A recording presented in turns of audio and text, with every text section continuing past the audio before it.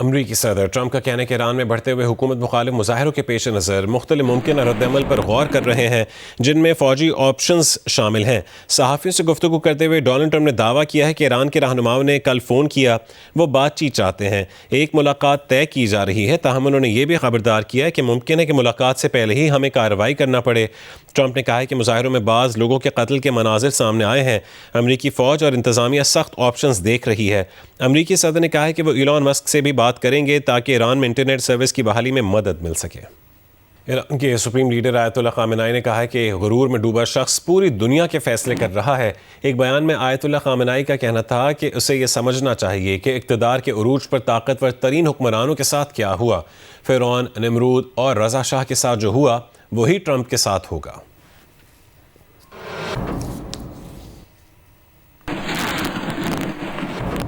ایران نے مظاہروں کے دوران شہید ہونے والوں کی یاد میں 3 روزہ سوگ کا اعلان کر دیا ہے۔ ایرانی انقلاب کے حق میں آج دوپہر تہران کے انقلاب اسکوائر پر ریلی ہوگی۔ سرکاری میڈیا کے مطابق لندن میں مظاہرین کی جانب سے ایرانی سفارت خانے سے جھنڈا اتارنے پر ایران نے برطانوی سفیر کو طلب کیا۔ امریکی انسانی حقوق کی تنظیم HRANA کا دعویٰ ہے کہ ایران میں 2 ہفتے سے جاری مظاہروں میں 490 مظاہرین ہلاک ہو چکے ہیں۔ مظاہروں میں 48 سیکیورٹی اہلکار بھی جاں بحق ہوئے۔ ایران میں اب تک 10,600 سے زائد افراد کو گرفتار بھی کیا جا چکا ہے۔ مظاہروں میں ہلاکتوں کے سرکاری اعداد و شمار جاری نہیں کیے گئے۔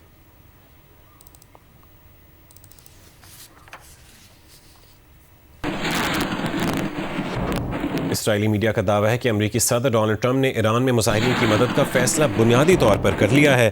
امریکی ٹی وی کے مطابق ایران میں مظاہروں کے بعد صدر کو فوجی آپشنز پر بریفنگ دی گئی۔ ایران کی سیکیورٹی فورسز کو نشانہ بنانے کے آپشنز پر غور کیا گیا۔ ایران کے خلاف سائبر آپریشنز اور نئی پابندیاں بھی زیر غور ہیں۔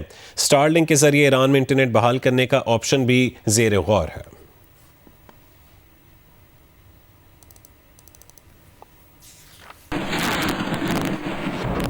اور ایران میں پاکستان کے سفیر مدثر ٹیپو نے کہا ہے کہ ایران میں وائی فائی ڈاؤن ہے، ایران میں ٹیلی فون کا نظام بھی متاثر ہے، شہری ہم سے سفارت خانے کی لینڈ لائنز پر رابطہ کر سکتے ہیں۔ جیو نیوز سے گفتگو کرتے ہوئے مدثر ٹیپو نے کہا ہے کہ پاکستان واپس جانے والے افراد بارڈر بند ہونے سے 4 گھنٹے پہلے پہنچیں۔ ہم نے ایمبیسی کے اندر ایک یونٹ بنا دیا ہوا ہے جس کے اندر 3 آفیسرز ہیں اور ایمبیسی کی لینڈ لائنز اویلیبل ہیں، ہماری کانسلیٹ کی لینڈ لائن چل رہی ہیں۔ آپ کو کوئی بھی پرابلم ہو تو آپ ان لینڈ لائن کے تھرو ہم سے رابطہ کر سکتے ہیں۔ پرابلم یہ ہے کہ ایران میں ابھی وائی فائی کمپلیٹلی ڈاؤن ہے، کمیونیکیشن کے بریک ڈاؤن کی وجہ سے ہمیں بہت پرابلم آ رہی ہے۔ ہرمزگان یونیورسٹی کے تقریباً 72 اسٹوڈنٹس چلے گئے ہیں پاکستان، وہ بارڈر کراس کر گئے ہیں، ہم نے ان کو پورا فیسیلیٹیٹ کیا وہاں پہ بارڈر کراسنگ کے لیے۔ اس طرح زنجان یونیورسٹی کے اسٹوڈنٹس بھی چلے گئے ہیں، وہ ہم ان کے لیے بھی کوآرڈینیشن کر رہے ہیں۔ اور جو آپ کی اسینشیل چیزیں ہیں وہ اپنے پاس رکھیں، اور جو فارن منسٹری کی ایڈوائزری ایشو ہوئی ہے آپ کائنڈلی اس کے اوپر عمل کریں۔ بریک کے بعد آپ کو خبر دیں، کراچی میں ٹیپو سلطان روڈ پر ریسٹورینٹ میں آگ لگ گئی ہے۔ آگ بجھانے کی کوششیں جاری ہیں۔ تفصیل جانیں گے جیو نیوز کے نمائندے کاشف مشتاق سے۔ کاشف، تازہ ترین صورتحال کیا ہے اور کچھ پتہ چل سکا ہے کہ آگ کس طرح سے لگی؟ بالکل رضا، یہ عمارت ہے اور عمارت کے نیچے ایک ریسٹورینٹ قائم تھا، ٹیپو سلطان روڈ ہے۔ اس میں اب سے کچھ دیر قبل جو کچن کے جو ایگزاسٹ ہے اس میں آگ لگی تھی، جس کی وجہ سے پورے ریسٹورینٹ کے اندر جو ہے وہ دھواں بھر گیا اور آگ کی شدت بھی کافی زیادہ بتائی جا رہی تھی۔ ریسکیو 1122 کے ترجمان سے ہماری بات ہوئی، ان کی جانب سے بتایا جا رہا ہے کہ آگ کو کافی حد تک کنٹرول کر لیا گیا ہے، لیکن دھوئیں کی شدت کافی زیادہ ہے، جس کی وجہ سے ریسکیو کا جو عملہ ہے وہ اندر داخل نہیں ہو پا رہا ہے۔ تاہم یہ کافی بڑی عمارت ہے، اس کے نیچے جو ہے وہ یہ ریسٹورینٹ قائم کیا ہوا تھا اور اس میں کوئی ایگزیکٹ کا راستہ بھی نہیں تھا۔ ریسٹورینٹ کے اندر خوش قسمتی سے کوئی کسٹمر موجود نہیں تھا، لیکن عملے کے کچھ لوگ موجود تھے جنہیں بحفاظت باہر نکال لیا گیا ہے اور اب ریسکیو حکام کی جانب سے بتایا جا رہا ہے کہ عمارت کے اندر داخل ہونے کی کوشش کی جا رہی ہے تاکہ فوری طور پر دھوئیں کی شدت کو بھی کم کیا جا سکے۔ ٹھیک ہے، بہت شکریہ کاشف اپڈیٹ کرنے کے لیے۔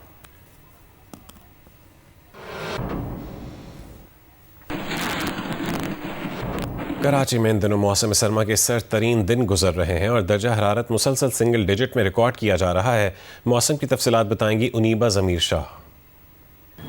कराची वालों को सर्दियां बहुत ज़्यादा पसंद हैं और इन दिनों कराची वाले मौसम सरमा के सबसे खूबसूरत दिन एंजॉय कर रहे हैं, क्योंकि यकबस्ता हवाएं चलती रहती हैं और तकरीबन रोज़ ही कराची में जो रात के कम से कम दर्जा हरारत हैं वो सिंगल डिजिट में रिकॉर्ड किए जा रहे हैं। आज भी कराची का जो दर्जा हरारत है वो 8 डिग्री सेंटीग्रेड रहा और रवा मौसम सरमा का ये कम तरीन दर्जा हरारत था।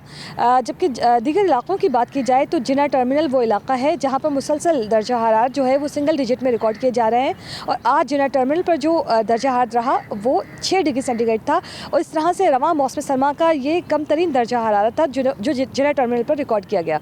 महकमा मौसमियात के मुताबिक आइंदा 2 रोज़ के दौरान कराची समेत सिंध में सर्दी की शिद्दत बरकरार रह सकती है और कराची में इस दौरान रात के जो कम से कम दर्जा हरारत हैं वो 8 से 10 डिग्री सेंटीग्रेड के दरमियान रह सकते हैं, जबकि जो दिन के दर्जा हरारत हैं वो 24 से 26 डिग्री सेंटीग्रेड के दरमियान रहने का इम्कान है।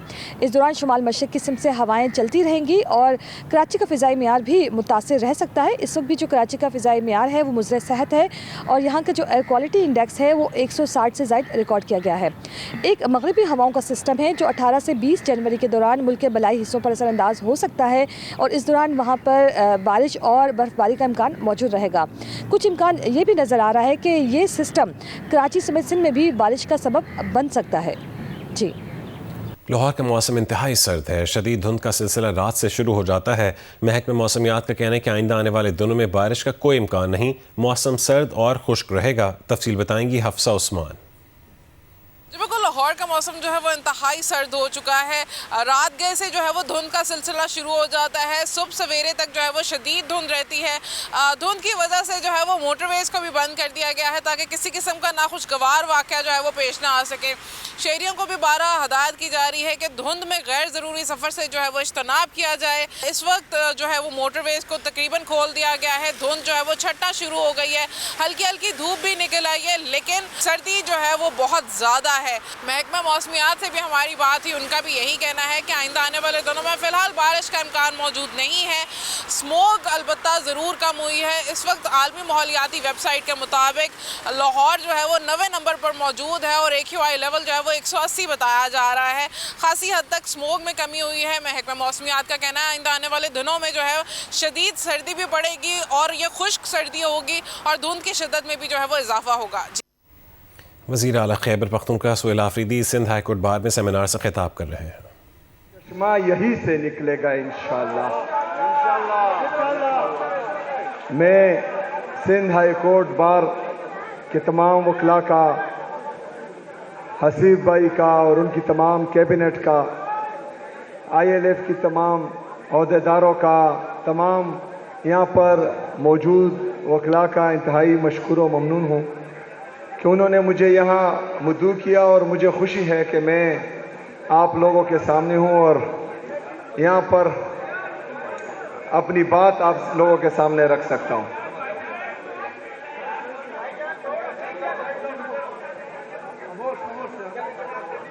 यार खामोशी होगी तो मैं कंटिन्यू कर पाऊंगा। थोड़ा सा खामोश सुन ले तामुल से।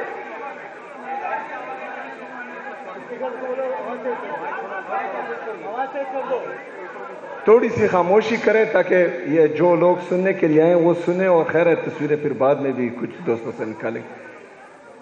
अच्छा, मैं सिंध की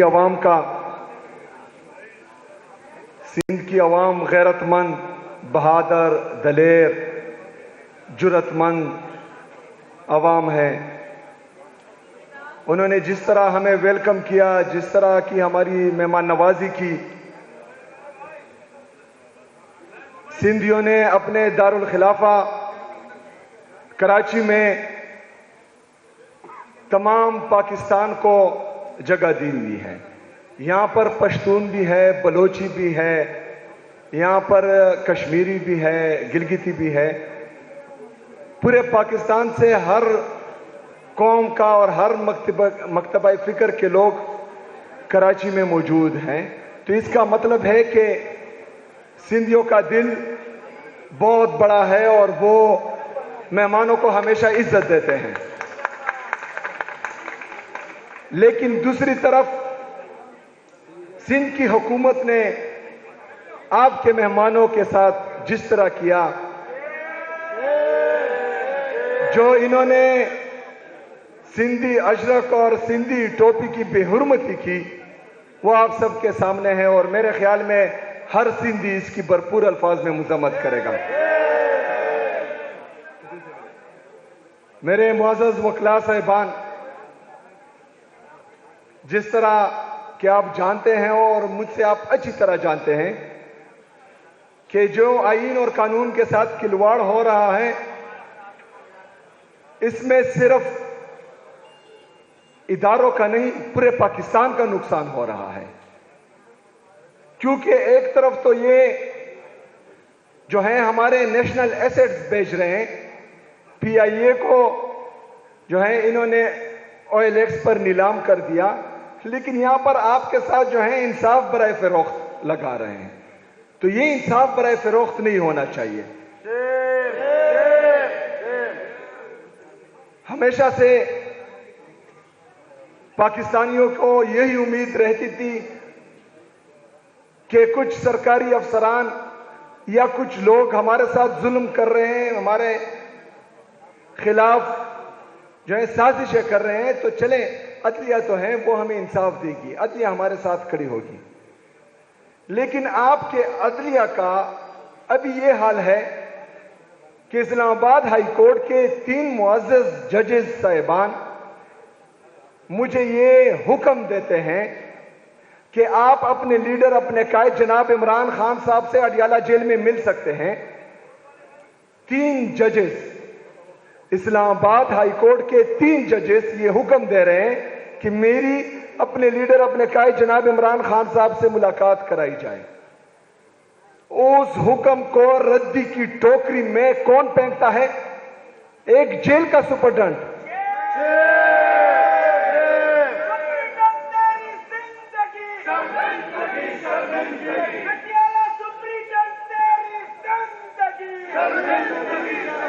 میرے عزیز ساتھیوں، یہ میری بے توقیری نہیں ہے، یہ میری بے عزتی نہیں ہے۔ وزیر اعلیٰ خیبر پختونخوا اس وقت سندھ ہائی کورٹ بار کے سیمینار سے خطاب کر رہے ہیں۔ ان کا کہنا تھا کہ کراچی میں تمام قومیت اور مکتب فکر کے لوگ بستے ہیں اور مہمان نوازی پر ان کی شکر گزار ہیں۔